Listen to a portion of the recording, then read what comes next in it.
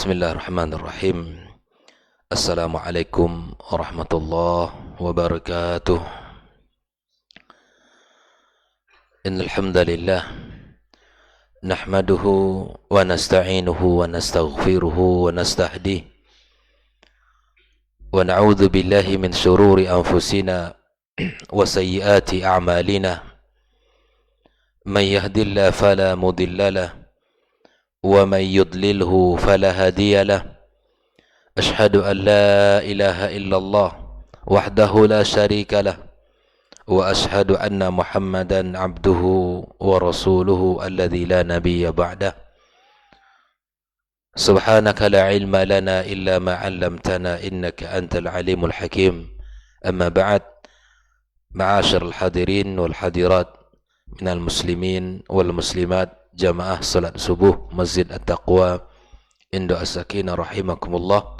Alhamdulillah, segala puja dan puji marilah senantiasa kita sanjungkan kepada Allah Azza wa Jalla, yang mana pagi ini kembali kita dipertemukan Allah dalam majlis subuh kita, yang insyaAllah akan kita mulai pekan ini. Dan mudah-mudahan Allah subhanahu wa ta'ala berikan kemudahan bagi kita untuk bisa senantiasa menggunakan waktu kita setelah salat ini untuk bisa menambah bekal ilmu di dalam agama Allah subhanahu wa ta'ala. Dan mudah-mudahan Allah berikan kepada kita pemahaman, berikan kepada kita kekuatan untuk bisa mengamalkannya. Kemudian ucapan salawat dan salam tak lupa pula kita sampaikan untuk kekasih kita sallallahu alaihi wasallam.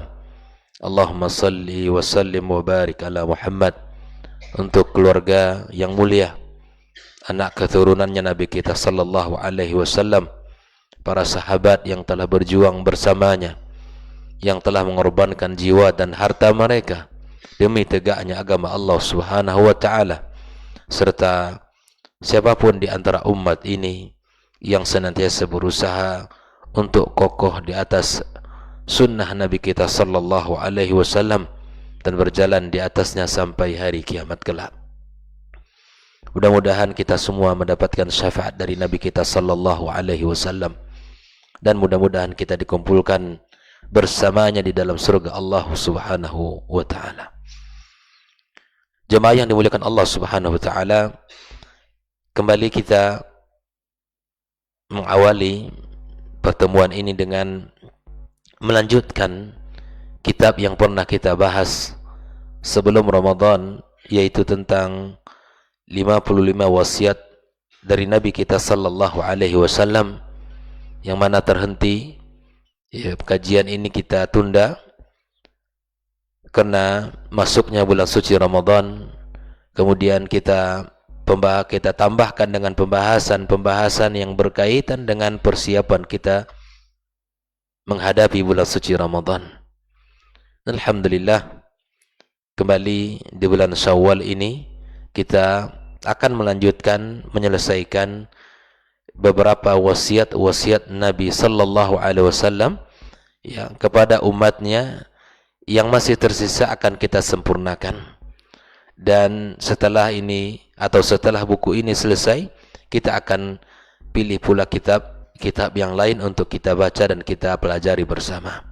Mudah-mudahan kita menamatkan satu buku dan mengambil faedah darinya serta mengamalkannya, dan begitu seterusnya. Dan ini adalah kehidupan orang-orang beriman, di mana dia tidak akan pernah berhenti untuk belajar dan tidak akan pernah merasa bosan dan cukup untuk bisa mengamalkan atau berhenti untuk membekali dirinya dari ilmu-ilmu di dalam agama Allah yang sangat luas ini. Ilmu yang tak akan bertepi. Allah subhanahu wa ta'ala memiliki ilmu yang sangat luas. Maka kebutuhan kita untuk ilmu jauh lebih besar daripada kebutuhan kita terhadap makan dan minum dalam kehidupan kita. Kita bisa satu hari itu cukup makan mungkin sekali sebelum fajar terbit, kemudian kita tidak makan dan minum sampai terbit atau sampai terbenam matahari. Kita bisa dan mampu untuk itu. Alhamdulillah. Namun untuk kehidupan kita beragama, kehidupan kita sehari-hari di dalam beribadah kepada Allah, tidaklah sama dengan seperti kita makan dan minum.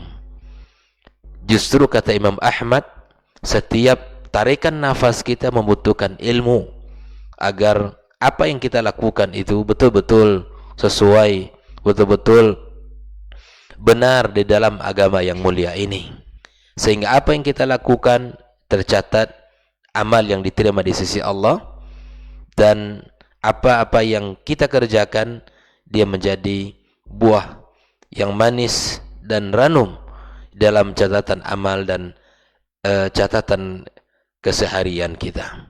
Mudah-mudahan dengan ilmu ini kita senantiasa terjaga, kita senantiasa diberikan semangat istiqamah di atas agama yang mulia. Sungguh ilmulah yang akan bisa membuat kita semangat untuk bisa hadir di awal waktu, salat berjamaah, kemudian kita duduk di dalam majelis ilmu. Sungguh ilmulah yang akan menguatkan itu semua. Karena betapa orang yang ketika tidak ada ilmu itu, dia akan tidak merasa itu hal yang penting, tidak merasa hal itu sangat utama di dalam agama. Apapun kebaikan yang dilakukan oleh seseorang, kalau tidak didasari dengan ilmu, dia akan rapuh dan tidak akan lama bertahan. Lihat orang yang semangat ya, di dalam beribadah, tapi tidak diikutkan dengan ilmu, bisa kita lihat, dia tidak akan lama di dalam bertahan, dia tidak akan lama di dalam menjalankannya. Karena apa? Karena hanya semangat yang ada, tidak diikat dengan ilmu yang kuat, sehingga mengokohkan dia di dalam ibadah itu. Oleh itulah Rasulullah sallallahu alaihi wasallam mengajari kita dan mengawal umat ini dan mengajari para sahabat, dan para sahabat juga demikian, mengikuti langkah, mengikuti contoh dari Nabi kita sallallahu alaihi wasallam, yang mana hari-hari mereka tidak terbuang kecuali pada hal kebaikan, kecuali di dalam hal-hal yang bermanfaat, bil khusus di dalam menuntut ilmu dan mempelajari agamanya. Tidak ada yang mulia, tidak ada sesuatu yang tinggi yang harus kita habiskan waktu kita di dalam kehidupan ini kecuali kita senantiasa belajar dan menuntut ilmu agama Allah yang mulia ini. Yarfa'illahu alladhina amanu minkum walladhina utul ilma darajat. Janji Allah kepada setiap orang yang beriman dan setiap orang yang berilmu, Allah akan tinggikan derajatnya. Maka jalan ilmu adalah jalan kemuliaan, jalan Allah akan mengangkat derajatnya. Oleh itu ikhwani kaum muslimin dan kaum muslimat dimanapun berada, kalau kita ingin diangkat derajat kita di sisi Allah, maka jalan itu adalah jalan ilmu. Ambillah, tuntutlah ilmu dan sempurnakanlah di dalam usaha, di dalam mempelajari ilmu ini. Ma'asyiral hadirin wal hadirat rahimakumullah. Hadis atau wasiat yang akan kita baca pagi ini adalah al-wasiyatus sabi'atu wal 20, ya, wasiat yang ke-27. Barangkali ada sedikit pengulangan dari apa yang sudah kita bahas pada pertemuan qabla Ramadan, tapi ilmu jika dia diulang dia akan menambah kebaikan untuknya. Wasiat yang ke-27 ini adalah fi fadli ba'di suwaril Quran, ya, yaitu pada pembahasan keutamaan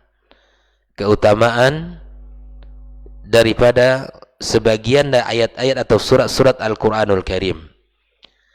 Dari tema yang kita baca ini ada sebuah hadis yang dinukil, yaitu hadis dari Anas ibn Malik radhiyallahu taala anna Rasulullah sallallahu alaihi wasallam qala li rajulin min ashabihi, ada sahabat yang di mana Rasul berkata kepadanya, ya hal tazawwadta ya fulan. Nabi bertanya kepada sahabat ini, apakah engkau telah menikah wahai fulan? Jadi perkara orang bertanya kepada saudaranya menikah atau tidak, itu hal yang biasa. Hal yang biasa. Ia barangkali ingin menyodorkan sesuatu yang barangkali menurut dia ada kebaikan pada diri laki-laki ini, dan dia memiliki mungkin anak perempuannya, mungkin saudarinya, dan mungkin keluarganya secara umum. Maka laki-laki ini mengatakan, qala la wallahi ya Rasulullah. Ya, dia berkata, tidak ya Rasulullah. Artinya kalau antum ditanya di dalam kehidupan, sudah menikah? Tidak masalah menjawab tidak, belum. Ya. Barangkali di situ ada solusi. Barangkali di situ ada solusinya. Ketika dia mengatakan belum, maka subhanallah, bisa jadi yang bertanya ini akan memberikan jalan untuk dirinya. Maka di sini subhanallah, laki-laki ini tanpa malu mengatakan la wallahi ya Rasulullah. Jangan dibalik. Jangan pura-pura sudah menikah padahal dia belum. Barangkali disitulah akan tertutupnya jalan kebaikan. Makanya setiap kejujuran itu ada kebaikan, dan setiap dusta itu akan ada keburukan. Jujurlah pada diri kita. Seperti apa adanya, itulah kita. Ya. Kemudian dia menyebutkan alasan kenapa belum menikah. Dan ini juga boleh kita mengatakan, wala indi ma atazawwaju bihi. Kata sahabat ini, saya tidak punya apa-apa ya Rasulullah yang bisa aku gunakan, bisa aku pakai untuk menikah. Artinya apa? Ketika seseorang ya tidak menikah, dia bisa mengutamakan alasan. Bisa menyampaikan alasan kenapa saya tidak menikah atau belum menikah. Artinya ada keinginan, tapi di dalam dirinya dia tidak memiliki alasan, dia tidak memiliki kemampuan apa yang dibayangkan olehnya. Maka Nabi sallallahu alaihi wasallam mengatakan, qal alaysa ma'aka qul huwallahu ahad. Nah ini, bukankah kamu memiliki atau menghafal ayat qul huwallahu ahad, itu surat Al-Ikhlas? Qala bala, betul ya Rasul, saya punya hafalan qul huwallahu ahad. Qala, Nabi melanjutkan, memberikan motivasi, mengabarkan tentang surat Al-Ikhlas ini. Qal thuluthul Quran. Tahukah kamu bahwa surat Al-Ikhlas itu adalah sepertiganya Al-Quranul Karim? Sepertiga Al-Quranul Karim. Kemudian Nabi melanjutkan, bahwa Nabi tahu laki-laki ini punya banyak hafalan. Qala alaysa ma'aka idza jaa nasrullahi wal fath? Qala bala, bukankah engkau juga hafal surat An-Nasr? Kemudian dia mengatakan, iya ya Rasulullah. Qala rubu'ul Quran, dan itu adalah seperempat Al-Quranul Karim. Kemudian Nabi kembali melanjutkan, karena Nabi mengetahui laki-laki ini. Qala alaysa ma'aka qul ya ayyuhal kafirun? Bukankah bersama kamu ya surat Al-Kafirun? Qala bala. Qala rubu'ul Quran, itu juga seperempat Al-Quran. Qala alaysa ma'aka idza zulzilatil ard? Qala bala. Qala rubu'ul Quran. Tazawwaj. Itu juga seperempat Al-Quran. Oleh karena itu kamu sudah banyak modal, kata Nabi. Kamu punya surat Al-Ikhlas, kamu punya surat An-Nasr, kamu punya surat Al-Kafirun, ya, dan kamu punya surat Az-Zalzalah. Menikah kalau demikian. Artinya subhanallah, Nabi SAW memberikan motivasi ini kepada sahabat yang mulia ini, yang mana Nabi SAW berdialog dengannya. Karena sebuah kebaikan ketika para sahabat bisa berdialog dengan Nabi SAW, dan ini sebuah keutamaan yang luar biasa. Nah, dari hadis ini, ikhwani kaum muslimin rahimakumullah, yang pertama pelajaran bisa kita ambil adalah hadis ini berbicara tentang keutamaan surat Al-Quranul Karim dan beberapa ayat-ayatnya. Ya, kita tahu bahwa surat Al-Ikhlas semua kita alhamdulillah sudah hafal. Yang kedua surat An-Nasr, ya, surat Al-Kafirun, ya, kemudian Az-Zalzalah. Kita sudah hafal semua, dan itu merupakan keutamaan yang sangat luar biasa di sisi Allah. Jika seandainya kita melazimkan membacanya, maka hadis ini berbicara tentang keutamaan surat-surat tersebut. Tidak ada orang yang mengecilkan surat ini. Tidak ada orang yang tidak menganggap ada artinya. Walaupun secara ayat dia singkat, sedikit, tapi kemudian memiliki sangat besar dari sisi makna dan keutamaan.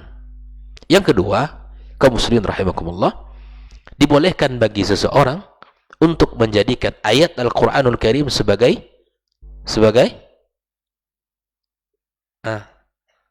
mahar. Artinya, antum para hufazul Quran, jika seandainya tidak ada yang dimiliki dari sisi, ya mungkin banyak harta, tapi antum semua memiliki ayat-ayat Allah Subhanahu wa taala. Dan jika seandainya diminta untuk kita membacakan ayat Al-Quranul Karim sebagai bentuk mahar, itu dibolehkan dalam syariat kita. Jadi tidak perlu pusing lagi mencari emas, mencari seperangkat alat solat. Sudah hafalan antum itu menjadi mahar di dalam pernikahannya. Ya, jika seandainya ya kita punya, dan itu lakukan, silakan.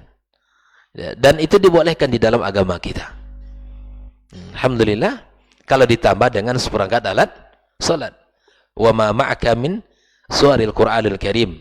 Dibacakan surat Ar-Rahman misalnya yang paling populer, ya. Silakan apa saja. Al-Fatihah pun boleh. Al-Ikhlas juga boleh. Nabi SAW mengatakan demikian. Ya. Maka kemudian ini yang harus kita fahami, bahwa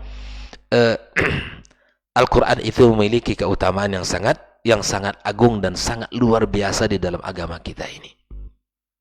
Al-Quran tentu semuanya adalah agung. Al-Quran semuanya adalah mulia. Tapi ada di antara surat-surat yang ada di dalam Al-Quranul Karim memiliki keutamaan-keutamaan ya tersendiri.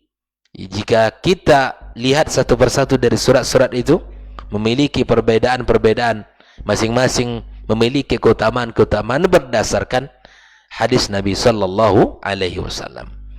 Nah, tentu keutamaan Al-Quran ini sekali lagi, ini harus berdasarkan hadis. Yang menentukan itu siapa? Nabi.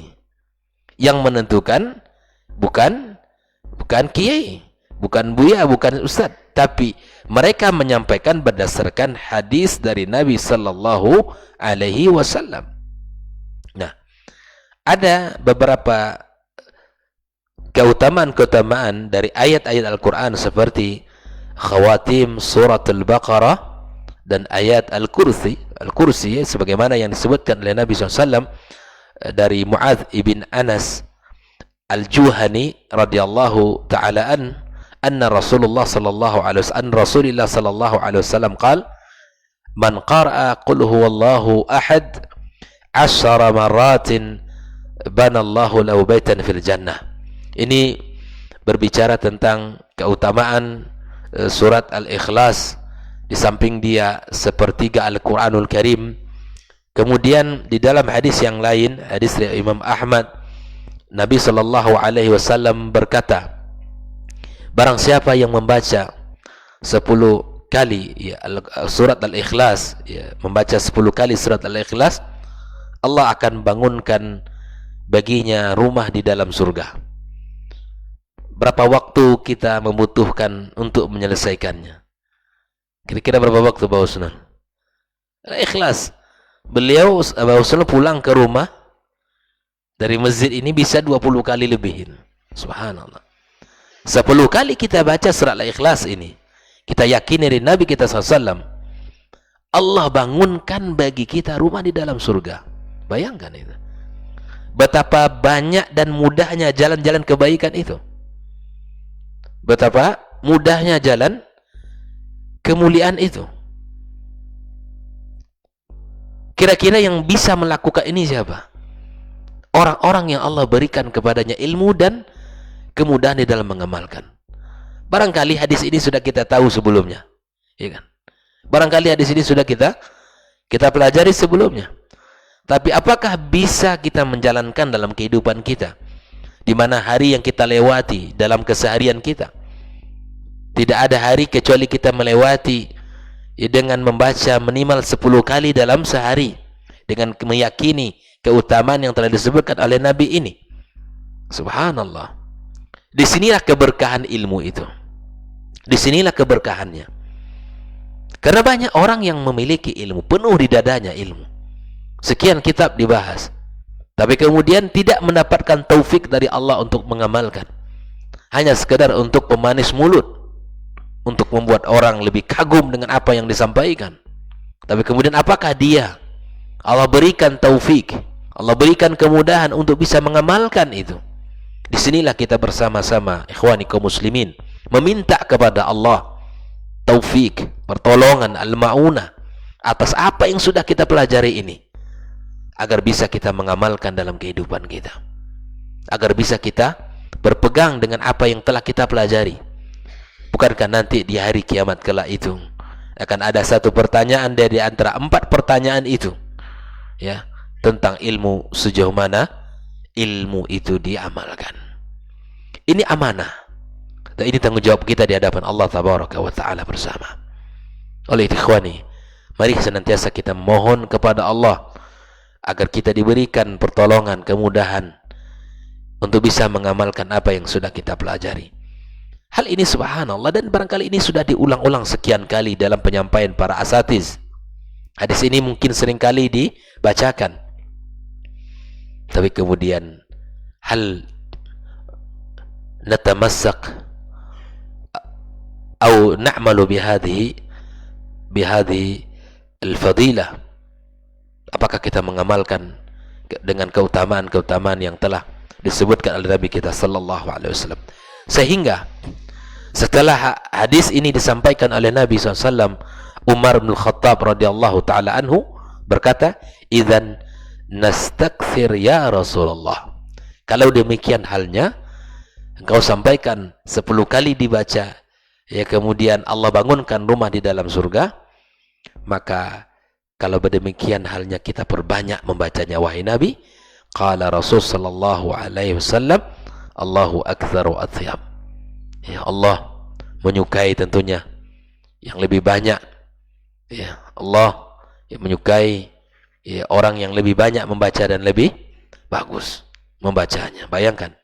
Oleh itu ikhwani kaum muslimin, mari kita perbanyak di atas kendaraan motor kita, di atas kendaraan mungkin kita tidak berjalan kaki, kita baca, kita ulang-ulang, sehingga subhanallah kita mendulang berbagai macam kebaikan dan pahala di sisi Allah Subhanahu wa Ta'ala. Ikhwani kaum muslimin, ini tentang surat Al-Ikhlas. Dari Aisyah radhiyallahu ta'ala anha, anna Nabi SAW ba'atha rajulan ala sariyah. Aisyah menceritakan bahwa Nabi mengutus, ya, seseorang di dalam sebuah, ya, tujuan, ya. Wa kana yaqra li ashabihi fi salatihim fayakhtatim bi qul huwallahu ahad. Laki-laki ini memimpin salat, atau laki-laki dalam salatnya dia membaca surat Al-Ikhlas saja. Bayangkan itu, ya. Sampai ada di antara sahabat sendiri di dalam perjalanan sebuah tujuan itu, ya, yang dikirim oleh Nabi SAW, salat, dan dalam salatnya dia membaca surat Al-Ikhlas terus. Qul huwallahu ahad. Falamma raja'u dzakaru dzalika lin-nabi. Setelah mereka pulang, kemudian disampaikan kisah itu kepada Nabi. Sahabat yang tadi ini dalam salatnya membaca surat Al-Ikhlas saja dibacanya, gitu. Kata Nabi SAW, saluhu li ayyi syai'in yasna'u dzalik. Jangan kamu sampaikan, jangan kamu praduga yang tidak baik dulu, tapi tanyakan kepadanya kenapa dia membaca surat itu. Ya, barangkali dia punya alasan tertentu. Fasa'aluhu, kemudian mereka pun menanyakan kepada sahabat itu. Faqala li'annaha sifatur rahman. Saya membaca surat Al-Ikhlas karena dalam surat Al-Ikhlas itu terdapat sifat Ar-Rahman. Wa ana uhibbu an aqra'a biha. Aku ingin membacanya terus. Kan qul huwallahu ahad. Allah yang esa, Allahus samad. Allah tempat kita bergantung. Lam yalid wa lam yulad. Ya. Walam yakul lahu kufuwan ahad. Aku suka membacanya. Ke dalam ayat itu terdapat sifatur Rahman. Faqala Nabi sallallahu alaihi wasallam, akhbiruhu bi anna Allah yuhibbu. Bayangkan itu. Sampaikan ke laki-laki itu, kata Rasul, karena dia suka membaca surat Ar-Rahman, ada sifatnya Allah di situ, ketahuilah Allah pun menyukainya. Bayangkan itu. Allah pun mencintainya. Hadis yang ketiga kaum muslimin, ya, hadis yang surat ini adalah hadis tentang riwayat Bukhari dan Muslim. Dari Abi Dzar, anna Nabi sallallahu alaihi wasallam qala, "Inna Allah khatama surat Al-Baqarah bi ayataini." Ya, Allah menutup surat Al-Baqarah, kata Nabi, dengan dua ayat, a'tanihima, di mana Allah memberi kepadaku min kanzi alladhi tahta al-'arsy, ya, dari kanz, ya, yang di bawah arsy, di bawah arsy Allah Subhanahu wa taala. Ya, maka pelajarilah dan ajarkanlah. Apa yang disuruh Nabi? Pelajarilah dan ajarkan. Siapa? Nisa'akum, wanita-wanita kalian, wa abna'akum, dan anak laki-laki kalian, anak-anak perempuan kalian. Fa innahuma salatun wa qur'anun wa du'a. Dalam dua ayat surah Al-Baqarah itu ada doa, ada ayat, ada Al-Quran, ada kebaikan. Nabi SAW menyuruh kita untuk membacanya. Bahkan di dalam riwayat yang lain, Allah Subhanahu wa taala, ya, akan mencukupkan. Allah akan memberikan kepadanya kecukupan jika kita baca setiap malam menjelang tidur kita. Allah akan memberikan kecukupan kepada kita. Betapa besarnya keagungan, kemuliaan, ya, yang Allah berikan kepada siapapun yang berpegang, yang mengamalkan dua ayat di akhir surat Al-Baqarah tersebut. Ma'asyal hadirin wal hadirat rahimakumullah, bahwa inilah wasiat yang ke-27, di mana ada keutamaan-keutamaan di sebagian surat-surat dan ayat-ayat Al-Quranul Karim, di antaranya surat Al-Ikhlas, surat Al-Kafirun, surat An-Nasr, dan surat Az-Zalzalah, dan begitu juga akhir daripada surat Al-Baqarah dan ayat Al-Kursi, di mana ayat Al-Kursi ini Allah Subhanahu wa taala akan menjaga kita dan akan melindungi kita, ya, jika kita membiasakan dan jika kita senantiasa melantunkannya di dalam setiap pagi dan sore kita. Allah akan menjaga kita dari gangguan-gangguan syaitan, dan ini juga perlu kita biasakan dalam kehidupan kita sehari-hari. Mudah-mudahan pembahasan kita bagi ini diberkahi Allah Subhanahu wa taala, dan Allah jadikan kita orang-orang yang diberikan taufik dan pertolongan untuk bisa mengamalkannya dan bisa kita praktekkan dalam kehidupan kita sehari-hari. Wa sallallahu ala nabiyyina Muhammadin wa sallam, wa subhanakallahumma wa bihamdik, asyhadu an la ilaha illa anta, astaghfiruka wa natubu ilaik. Wassalamu alaikum warahmatullahi wabarakatuh.